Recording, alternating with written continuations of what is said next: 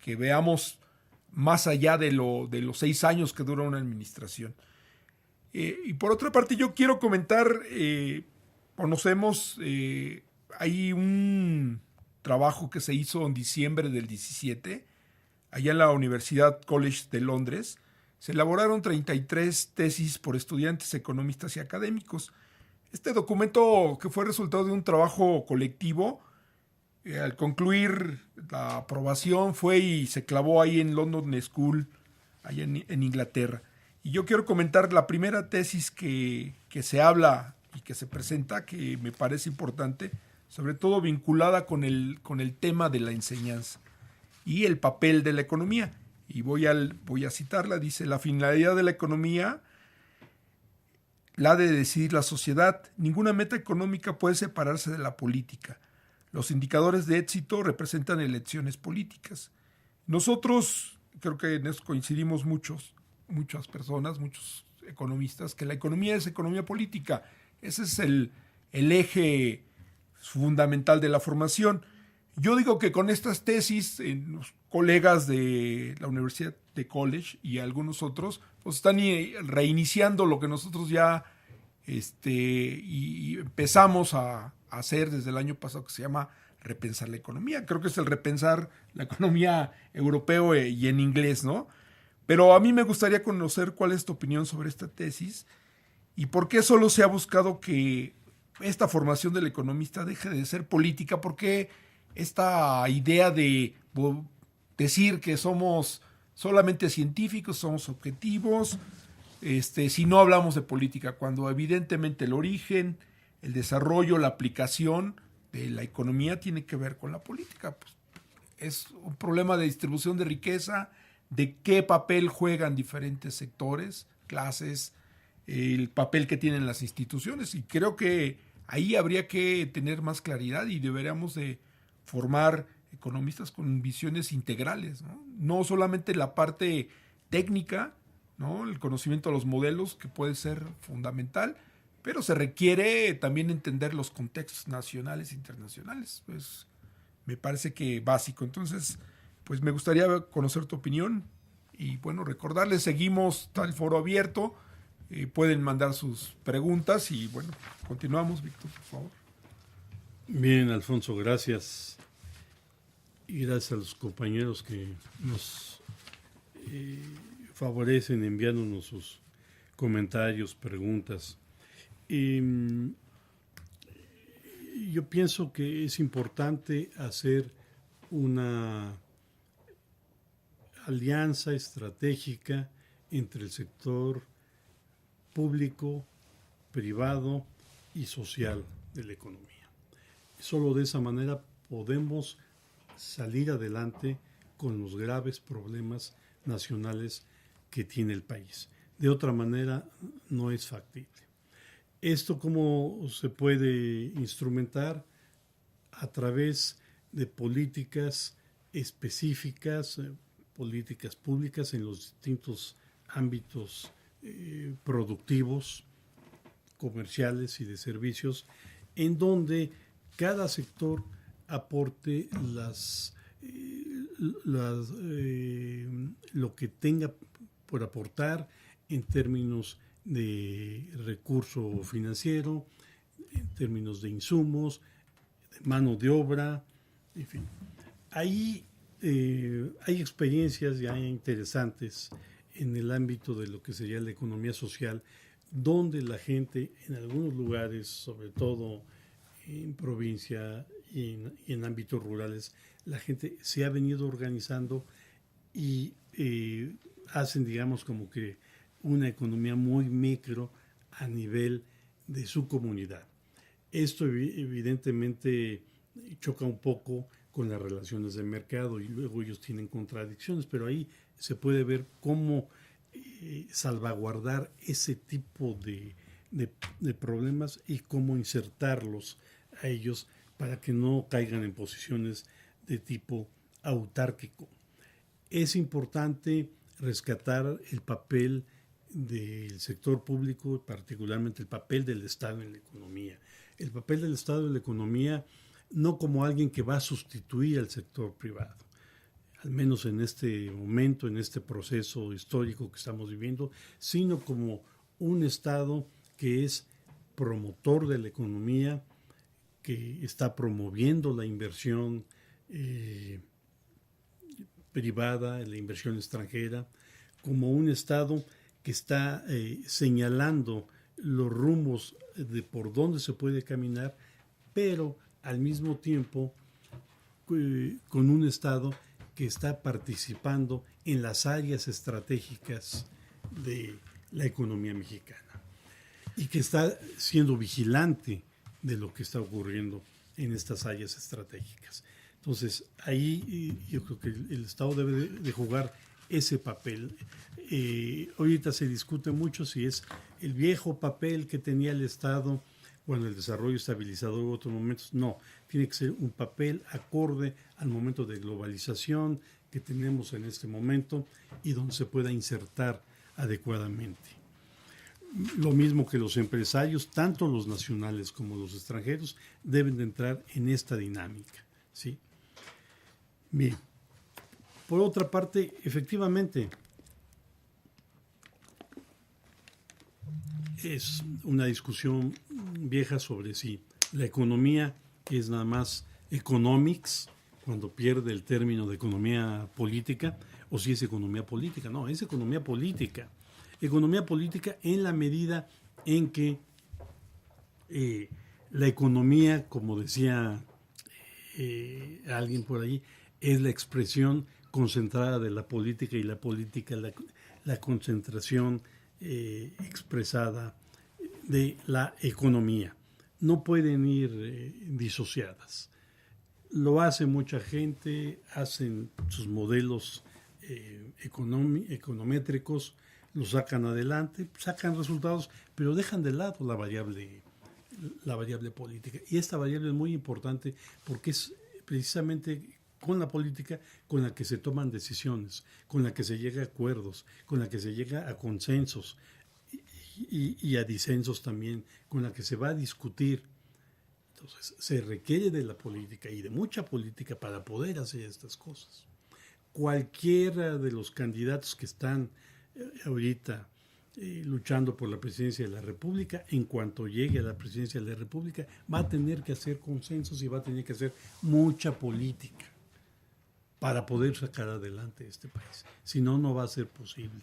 Esto no se va a sacar con ecuaciones, no se va a sacar con modelos econométricos, ni mucho menos. Tiene que ser necesariamente con elementos de corte político que van desde la comunidad, el ámbito municipal, a nivel estatal y a nivel federal. Ahí es donde nosotros lo estaríamos viendo.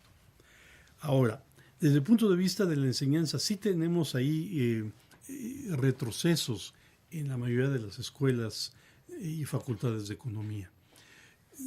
Durante muchos años, en el periodo de los años 70, había un proceso político que lo permitía, porque había un movimiento obrero organizado importante, un movimiento campesino, otro movimiento popular, muy relevantes, muy significativos.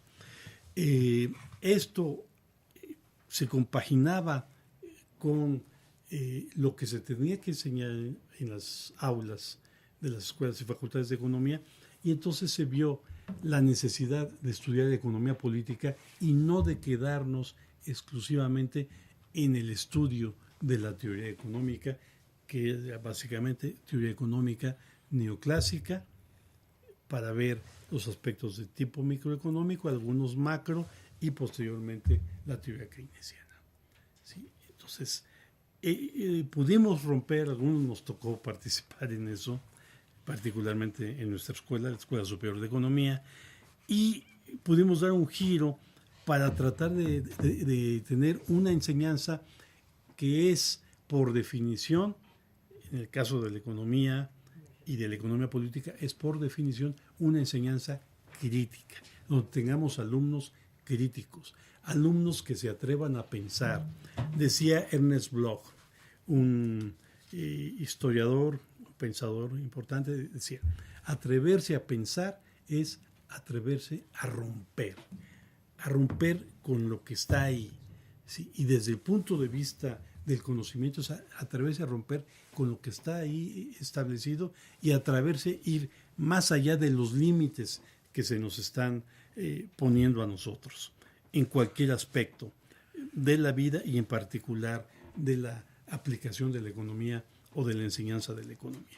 En ese sentido, sí es importante que nuestros estudiantes tengan una formación crítica, que sepan historia, que sepan teoría económica, que sepan economía política, que sepan política económica, que sepan matemáticas, econometría, estadística. Sí, es importante que deban de saber estas cuestiones, digamos, como los elementos centrales, esenciales de su formación, que les den una concepción de lo que está ocurriendo en nuestro país, una concepción de lo que está ocurriendo en el mundo y en América Latina, para que ellos se puedan posicionar y tener una mirada diferente y una forma de pensar, y como se llama nuestro grupo, de repensar la economía en forma distinta, que seamos capaces de podernos posicionar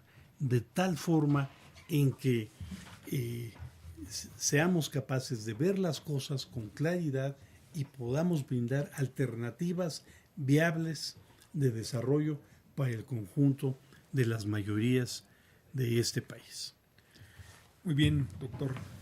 Bueno, vamos a abrir una pequeña sesión con algunas preguntas que están llegando acá al foro, con la intención de que las puedas responder. Sobre todo, recordarles que el foro se va a mantener abierto, es importante su participación. Todos estos temas requieren que hagamos un esfuerzo permanente de seguirlos discutiendo. Ningún tema va a quedar resuelto en estas sesiones, sino algunos tienen que ver con discusiones de mucho tiempo. Y yo voy a leer, nos está mandando la maestra Gabriela Tiupixa, 2 reflexiones que me parecen importantes. Las voy a citar. Dice: solo unos cuantos están logrando incontables beneficios. Es posible continuar por mucho tiempo con estas condiciones para la mayoría. Considero que el fenómeno de las migraciones está mostrando el fracaso del modelo para la mayoría de la población de muchos países. ¿Hasta cuándo puede permanecer esto?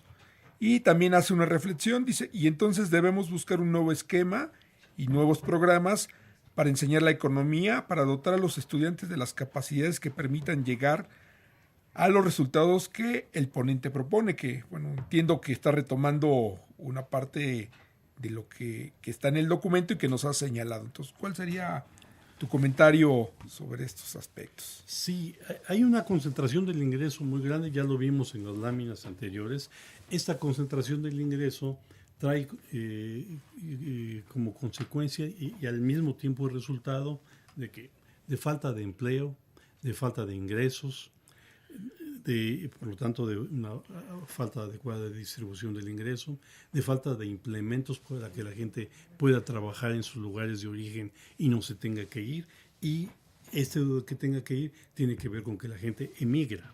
Y emigra porque no tiene condiciones favorables para poder estar en sus lugares de origen, trae como consecuencia niveles de pobreza importantes, y estos niveles de pobreza se han venido acendrando cada vez más.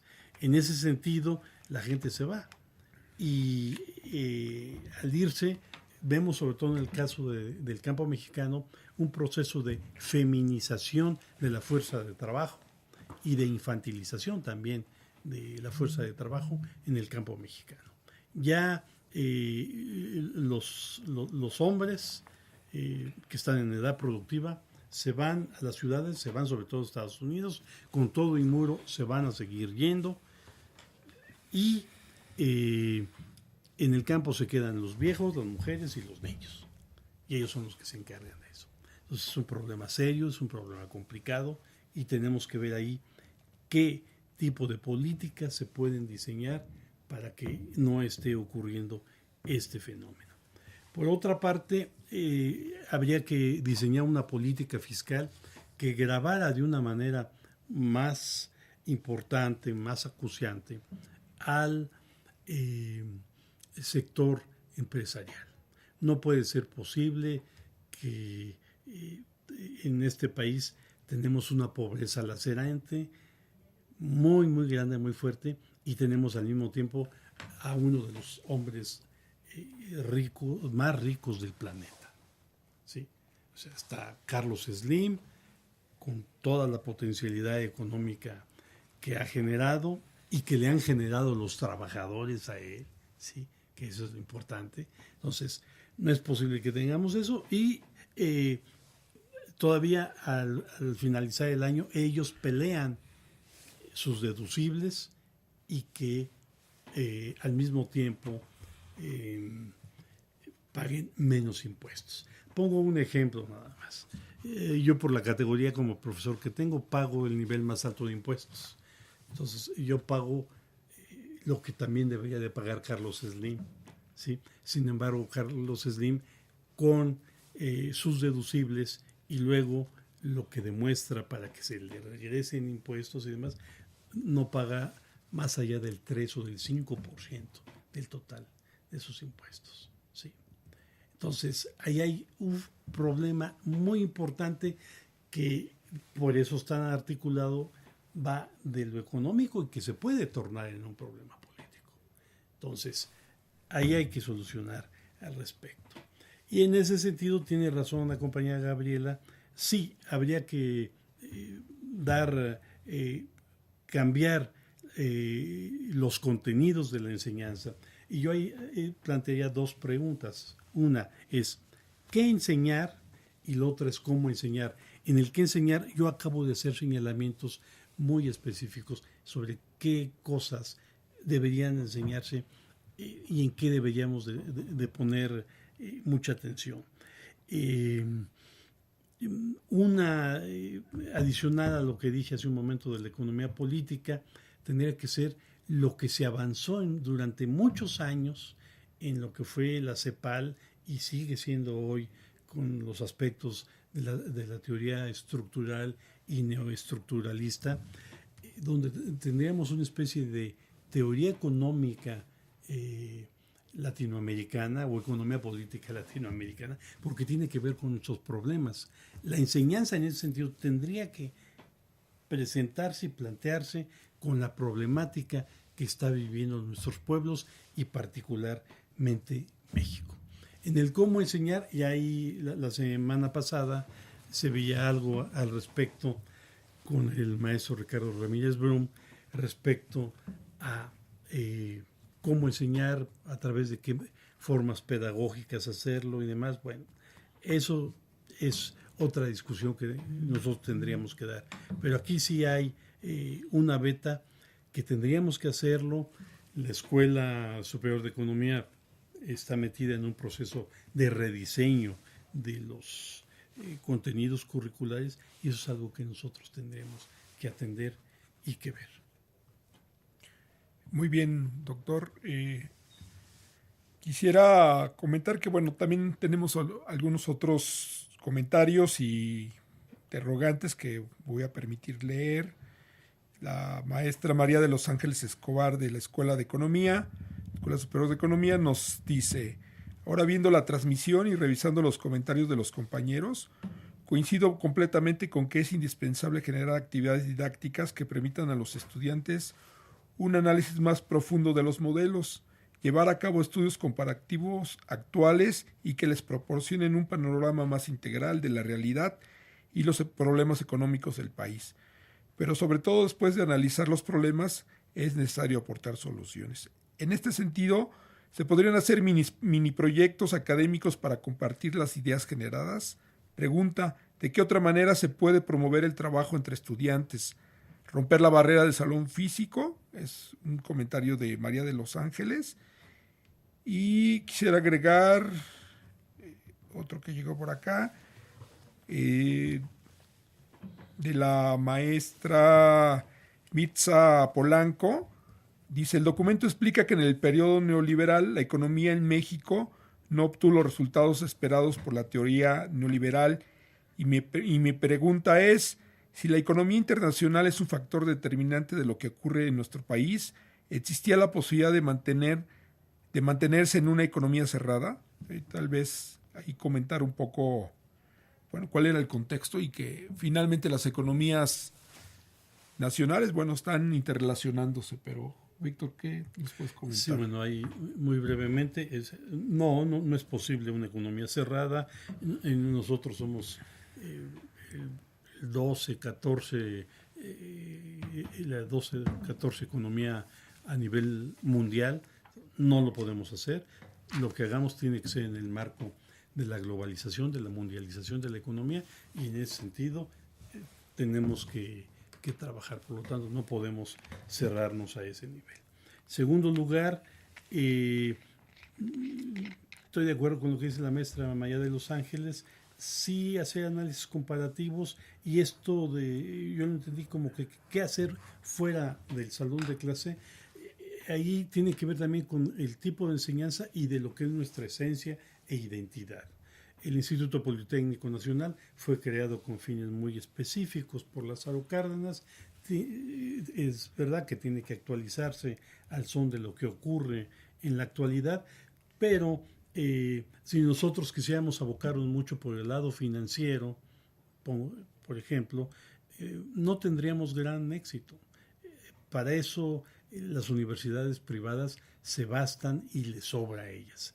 En el caso nuestro sí podríamos vincularnos, articularnos con las delegaciones que ahora van a ser municipios en el nuevo estado que va a ser el estado de la Ciudad de México, con la misma Ciudad de México, con algunos lugares en provincia, con sectores de trabajadores, de no trabajadores o de trabajadores informales, con trabajadores del sector agropecuario. Podríamos, con empresarios de las micro, pequeñas, medianas empresas o incluso de las grandes empresas, para algunas de las problemáticas que ellos tengan, ahí nosotros podríamos y tendríamos mucho que decir en torno a lo que está ahí pasando. Habría que tener un posicionamiento importante de la escuela en torno a los grandes problemas nacionales que nos afectan. Muy bien, pues Víctor, yo creo que el tema nos da para seguir, podríamos continuar una discusión. Tenemos que ampliar el horizonte de la enseñanza, ampliar nuestras herramientas para lograr que nuestros estudiantes salgan realmente con una visión integral, crítica y propositiva. Me parece que ese es un aspecto. Lo otro, pues estamos en la coyuntura de la elección en diferentes niveles. Me parece que requerimos que las diferentes propuestas señalen algunos de los temas que aquí hemos platicado. Y bueno, vamos a seguir comentando los temas. Te pediría si nos puedes dar alguna conclusión en términos amplios y recordarles, está abierto el foro, vamos a seguir discutiendo. La idea es que logremos tener esta red de repensar, nos permita reflexionar tanto en términos de la enseñanza como en términos del proyecto de país que queremos, que sea un proyecto donde la economía pues está jugando un papel importante y requerimos repensar estos temas. Entonces, doctor Víctor, por favor, ayúdanos con tu conclusión. Bien, pues muchas gracias. Yo señalaría que había la necesidad de que todos reflexionáramos en torno a la importancia de nuestra disciplina, de qué es la economía para nosotros, qué representa para nosotros la economía, cómo la observamos, cómo miramos y cómo nos posicionamos para colocarnos, para observar los procesos económicos, para ver los grandes problemas económicos y sociales que tiene el país, para no disociar lo económico con lo político, sino verlo como una unidad, como algo integrado, y eso nos daría más capacidad para poder analizar y poder dar algún tipo de alternativas. que veamos que nuestra profesión es una profesión que implica responsabilidad social, que supone que nosotros como economistas estamos integrados, querámoslo o no, hacia lo que le ocurre al país, hacia lo que le ocurre al pueblo. Al menos creo que esa fue la intención de Lázaro Cárdenas cuando funda el Instituto Politécnico Nacional, y que con base a ese espíritu nosotros tendríamos que sumergirnos en él para incidir de alguna manera con propuestas, con alternativas, con discusiones en torno a lo que es la economía. Muchas gracias. Muchas gracias. Bueno, agradecemos al doctor Víctor su participación. Yo quiero dar algunos mensajes antes de pasar a concluir la sesión de hoy. Recordarles que la próxima sesión, la 12, es el jueves 25 de mayo. Vamos a tratar el tema de informalidad y desarrollo para que ustedes estén al tanto con nosotros. Informarles que también de nuestros red de seminarios Repensar tenemos la sesión 102 del seminario Repensar las Matemáticas, próximo 16 de mayo, con el tema Experiencias, Avances y Desafíos en la enseñanza-aprendizaje de la escritura académica en matemática educativa. Del mismo seminario Repensar las Matemáticas, la sesión 103, 30 de mayo, con el tema Trayectorias, Proyectos, Demandas y Saberes Matemáticos de Jóvenes y Adultos. Quiero agradecer el apoyo que siempre tenemos del área de cómputo, indudablemente también de las autoridades de la Escuela Superior de Economía, de la maestra Margarita Aguilar Santos, que nos está apoyando en este proyecto de Repensar la Economía, también a la red que seguimos trabajando y bueno, nuestra intención siempre va a ser fortalecer los procesos educativos y recordarles que estamos abiertos, está el foro, continuamos con Repensar la Economía y sigan participando. Muchas gracias por su participación, por su apoyo y nos vemos en la siguiente sesión. Muchas gracias.